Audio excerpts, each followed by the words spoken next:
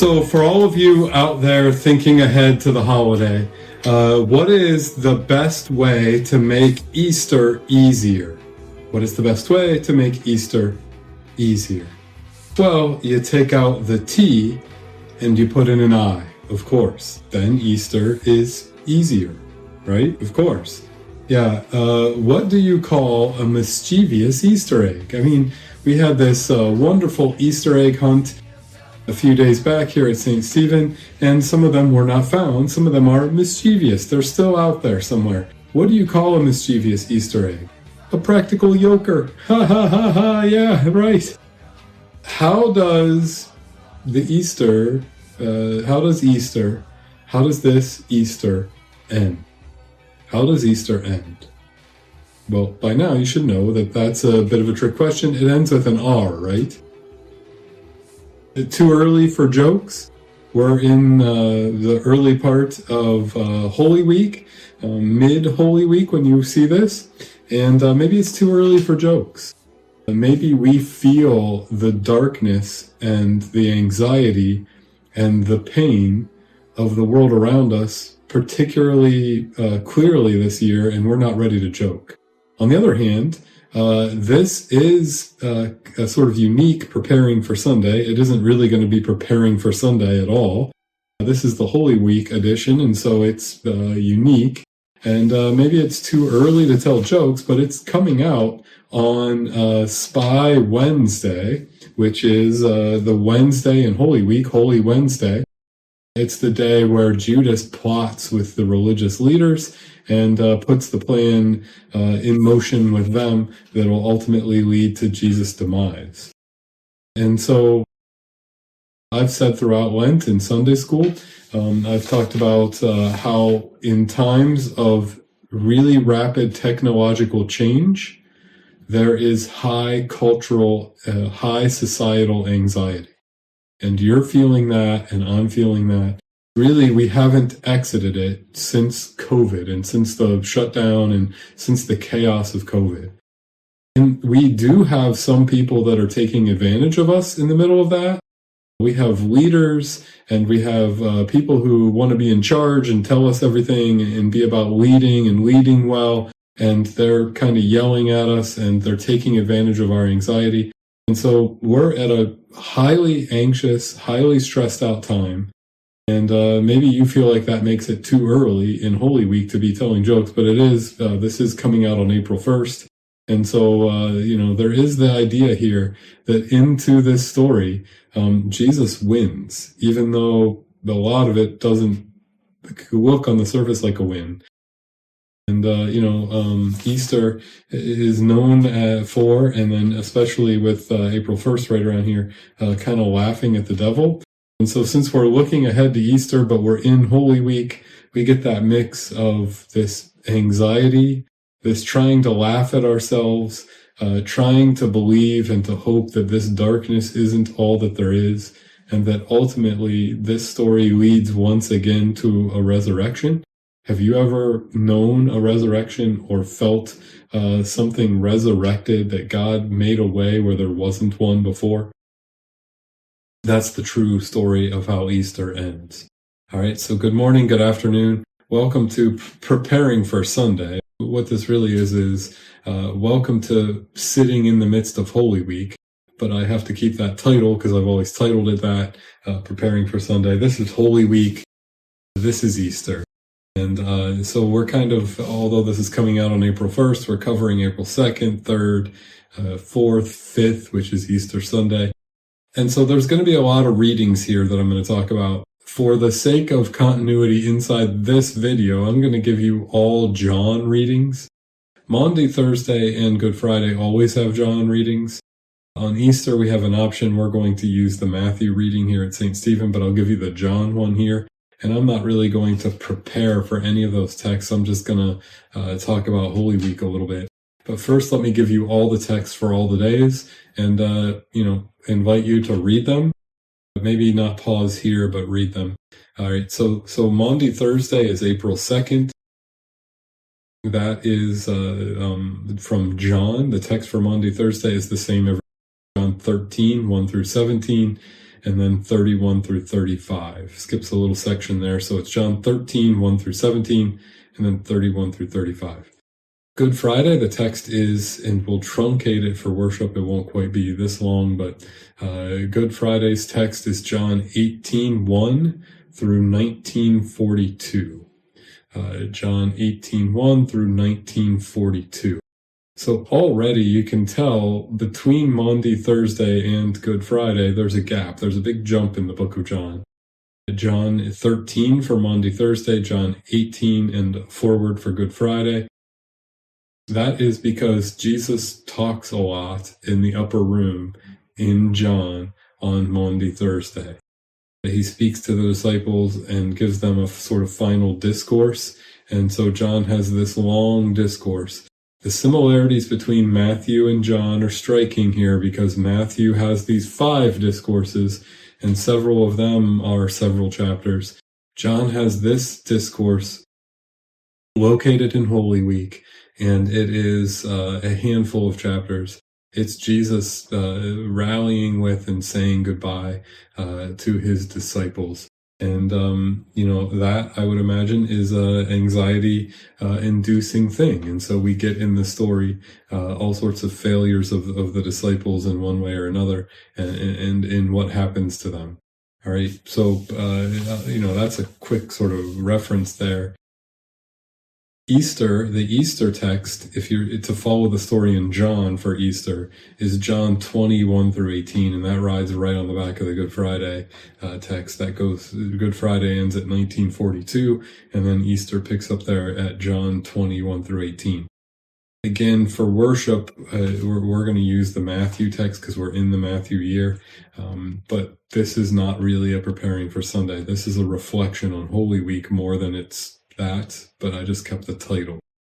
I'm kind of sitting in the middle of Spy Wednesday and April Fool's Day, and then Maundy Thursday, Good Friday, Holy Saturday, or the Saturday that the church typically held the Easter Vigil, and then Easter itself. And, it's just a lot. That's a lot of text. I, of course, think we should all be readers of the scriptures and readers of the text. And so I'm fine with you reading that story. And I know that you might have to do so all week. And so really this is just a reflection on some of the I'm not even going to try to cover the totality of that much text in 1 week. It won't be done in the services that we gather for adequately. And, that's why I lay the text out there for you to read it.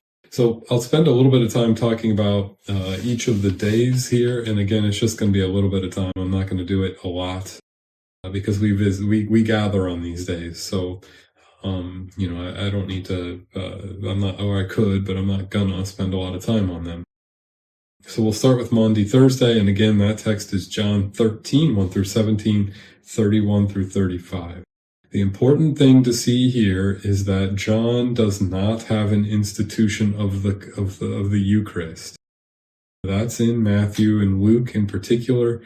The upper room usage for that is Matthew, Mark, and Luke. John's different. He's not a synoptic, and he writes the story different. And there's no communion in John in the upper room or institution of communion in the same way that it takes place in the synoptics. And so if you're sacramental, John is not necessarily where you'll turn, although the lectionary is putting us there. Often I say that evangelical churches, if you ever want to join a church that's sort of non-denominational or evangelical in one way or another, they'll say, oh, read John. They love the mysticism of John. They love the otherworldliness of John. And they're also not sacramental, those churches. And so they like John in that John isn't all that sacramental either. Or is it? One of the great debates about John is where the sacraments went. Jesus does not institute baptism, and if you read this Maundy Thursday text, you see that in the upper room, Jesus does not institute the Lord's Supper. He does something else, though, and it's way more subtle and in some ways just as sacramental. It's just not as dogmatic or religious. So religion, church for thousands of years has, and I'm a, ordained pastor that presides at Eucharist, and for thousands of years, the church has used that system. Here, though, there seems to be more going on. And what you look at the text for Maundy Thursday, John 13, 1 through 17, 31 through 35, what you look at there is the intimacy, the contact with the bodies. And you see that in the text here. Jesus, of course, during Holy Week, another real thing to look for is the direction of Jesus. In a world where people are trying to capitalize on this rapid technological change that has us all at sea, jobs are all shifting, the economy's shifting, our well-being is shifting, borders are shifting. And so we have leaders that are yelling into that, and the direction of Jesus is the complete opposite of that. I hinted at that at Palm Sunday when Jesus puts on his performance of street theater while Pilate enters Jerusalem on a war horse. Jesus enters on possibly a donkey and a colt at the same time, which is just ridiculous when someone's entering on a war horse. And so Jesus is pointing out our alternatives here. And in the Maundy Thursday text, we don't have an institution of the Lord's Supper, but we do have this close contact of Jesus' body in service, contacting the bodies of the disciples. Judas is in the room. Peter is prominent in this text. These are all people that are going to fail in one way or the other. To me, Judas, I talked about this some in other preparings and for Palm Sunday. Judas is an intriguing character to me. To me, he rejects the intimacy that Jesus evokes in the upper room on Maundy Thursday. That intimacy is captured by lots of churches on Maundy Thursday that do foot washings. Maybe I'm just not holy enough. Foot washings are not a thing I've ever really done or done as part of this service, but we do gather in the fellowship hall on Maundy Thursday, 30. We eat together, which is trying to duplicate the intimacy of this. We also talk about who we are. This is Jesus' farewell to the disciples. And how does Easter end? I asked that joke at the beginning. It ends with an R, right? But it also ends with a resurrection, an R for resurrection. But the truth is that first it moves through this valley. Maybe it's too early to tell jokes because the direction of Jesus is into the valley. He is not going to protect the disciples from the pressure, from the stress. He's not going to yell and scream and pretend like there's solutions to the broken, sinful, power-riddled issues of the world. But what he does is he develops a group of people that even though he knows that they're fallible, and makes them the sacrament for the world. His body touches their body here. Notice Jesus' servitude and how he's calling the disciples to follow. And I think as of right now, that's kind of, if you wanted to sum up Maundy Thursday in our gathering, it will be, I think for me, a reflection on following and humility and what that looks like. So there's a quick run through of that text. I think what's important here is Judas does not like the intimacy. He wants power. He wants a Messiah that establishes some power, and power and intimacy are being contrasted here. And Jesus is kind of saying, I'm more about you, your souls, my story, your story. I'm more about God present, God with us, than I am about messiahhood in terms of political things. That ultimately is what Judas spies on Jesus and ruptures the 12 with, because he wants Jesus to be powerful and doesn't understand this whole intimacy. He's scared by intimacy, you could say, of Judas. All right. So, again, I'm not pretending like this covers everything. This is so rich and so much text. I suggest to let this week just sort of wash over you. Laugh, cry, visit. Let this week be a powerful week of spiritual renewal and of God's voice being stronger than all the things that would distract us. I'm not going to try to duplicate here for you what the depth of this can be. I'm just going to try to enter into it, reflect on it with you here. And so we'll look a little bit here at Good Friday. Good Friday is the direct result of Spy Wednesday, when this guy is coming out. On April 1st, the church is always like, hey, we use April 1st, or we use Easter to prank the devil. The joke is on the devil. On Good Friday, it doesn't feel that way. It doesn't feel like it's time to tell jokes. What is the best way to make Easter easier? Take out the T and replace it with an I. Well, that seems to be the issue with Good Friday. You're taking out the cross and you're replacing it with I, with myself. You're taking out the T, the cross, and you're replacing it with I.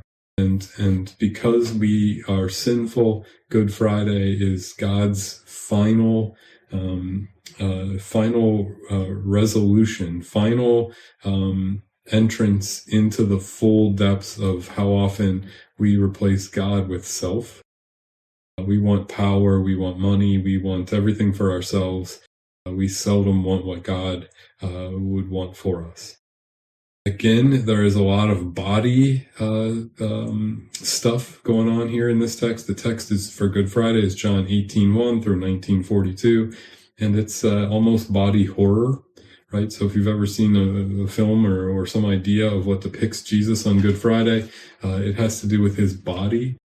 And again, John does not have an institution of the sacrament. He has Jesus' body becoming the sacrament. It's much more poetic, much more intricate, much more subtle, much more beautiful in its own way. It's one thing to lift up bread. John lifts up bread every week and says, this is the body of Christ given for you. This is the blood of Christ shed for you in the wine. Jesus here on the shift from Monday, Thursday, and the meal together, Good Friday becomes his body literally the wine, literally is the bread. And John embeds that sacramentalism into this act of Jesus. Again, this is that scared of intimacy thing. The disciples here scatter as they become aware of what it means for Jesus' body to be broken for us. One of the ultimate questions of faith, of faithful people, is where is God when our bodies are breaking? Where is God when our jobs are being lost? Where is God when the political stuff, they're all railing and yelling, but I don't feel anything other than stress and anxiety? Where is God when bodies of people are being shot? Whether it's a person on a college campus trying to teach what he believes, whether it's kids going to school. We're talking about broken bodies. We're talking about wounded bodies. And power has never been able to protect people's bodies. For better or worse, Jesus isn't pretending like his coming is a protection for our bodies.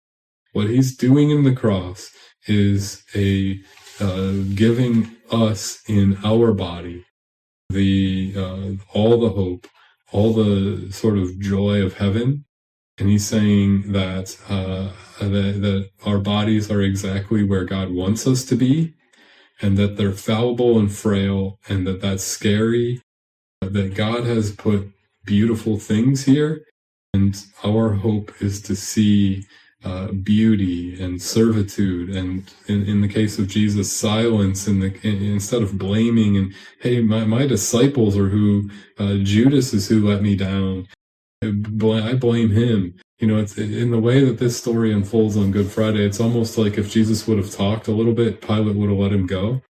And Jesus has this strong sort of, no, I'm going to do this for my people. I've said goodbye. I know that they're fallible. I know that they're in the body. I know that they're broken, but I also know what beauty the Spirit can lead them into. And so this is, Good Friday is, of course, I don't know know whether to call it penultimate. It's Holy Week, so we're in the ultimate claim of who God is. And, this isn't a great definition per se. I'm not theologically or apologetically just perfectly explaining this all, other than to tell you, with how dark the world is, how is it that anybody continues to hold out faith, that people continue to live faithfully, even though all signs are against that, and everybody's so anxious in our world, speaks to this just won't let go presence of Jesus. And people who are saved are people who know the end of all things, and so they can smile at the chaos. That is a Helmut Talicki quote that I've quoted before. People who know the end of all things can smile at the chaos. I am not saying accept the chaos. I'm saying smile at it. What do you call a mischievous Easter egg? A practical yoker. What do you call a person who lives faithfully in a world where everybody's trying to have the upper hand in leadership and tell you who has authority, who's the mischievous faithful one? We're the practical yokers who laugh at the devil because we believe that this is part of the story, but that Easter ends with a resurrection, an R for resurrection, and we know the whole story all at once. And so we're letting all the parts sort of wash over us, and that's where we are on Good Friday. We're mourning in the midst of a world that mourns heavily now, maybe the heaviest it's ever mourned in my life, I think, all right? So from there, I'm going to move over to Easter a little bit. I'm not going to spend a lot of time here. Again, I think the story is more itself without explanation or without, me theologizing is more important than too in-depth of Hebrew words or Greek words or Aramaic words or all that stuff pastors do. Easter, one of the things in the John text that always makes me laugh is the race to the tomb. We have Peter and John racing to be in charge, racing to be the leader, racing to understand, racing to get to the power of whatever it is that's happening, trying to race out of their anxiety. And then it's Mary over on the side who's just chatting with who she thinks is the gardener. So the text for Easter from John is John 20:1-18. I once gave a prolonged sermon for Easter when this text was used, where I talked about how crazy it is that Mary thinks she's talking to the gardener and that he must have been kind of maybe still dirty. That's a Nadia Volz-Weber call out there, that she has this sermon where she says, imagine the dirt is still under his fingernails and the dirt of death and the tomb. And here's these two guys, Peter and John, who have had intimate contact with Jesus. For that matter, so is Mary. And they're racing to the tomb. And what's happening in that text there, where they're racing to the tomb, what that is an early church struggle over which disciple has the most authority, so is the one that's supposed to be listened to. Peter becomes all the popes, and that takes a long time in the church to happen. John had the whole Johannine community, and so they're kind of competing over which of their theologies is right, and that's what's going on with that race to the tomb. In the meantime, Mary is just interacting, telling stories, proclaiming the gospel, and sort of crying with the gardener, and it turns out the gardener is Jesus. And there's some real powerful explanation there of how the world is supposed to work. If you're worried about people who are at risk because of the way the world is, people who don't eat, people who are impoverished, people losing their jobs, people threatened because of their race, people be threatened because of their sexuality, there's something about Mary who just sits with the dirty fingered gardener, the working class guy, and she just sits in there, and it turns out that one is Jesus while everybody else is in the shenanigans of the race and who's going to be first. She gets this interaction, and so that's John 20:1-18. After Easter, we also are going to get this intimacy of Jesus, where he remains in contact with the disciples. Thomas will touch them. He will breathe his breath into their lungs. And so there is this real sense here in John of the sacrament being in the church, and that this presence of Jesus literally by the intimacy with his body, with his blood, with his resurrection, becoming Jesus himself, the church becoming him, becoming the sacrament, the sacramental ones for the world. And so the question becomes not what race to power or whatever. It becomes, who has ever spoken to you, like, on the side when you were just the gardener and it was meaningful to you? Who can you find to have these little intimate side, bodily proximity, bodily present conversations where care happens? If there are people who feel anxious, how do we sit in the midst of that and evoke Jesus and not evoke power or whatever, but this exchange of finding wholeness and finding joy while in the flesh? And so I don't know where you go with all this. It's a lot of text. It's John 13, John 18 and 19, and then John 20 for all these subsequent days. It's a lot of days that all have a title: Spy or Holy Wednesday, Maundy Thursday, which Maundy means Service Thursday, Servant Thursday, Good Friday, Holy Saturday, Easter, all the weeks after Easter. This is the way we do this. Is we take time now in this Holy Week to be open to God's work, to God's story. We are going to be repurposed. The church is going to be made God's body.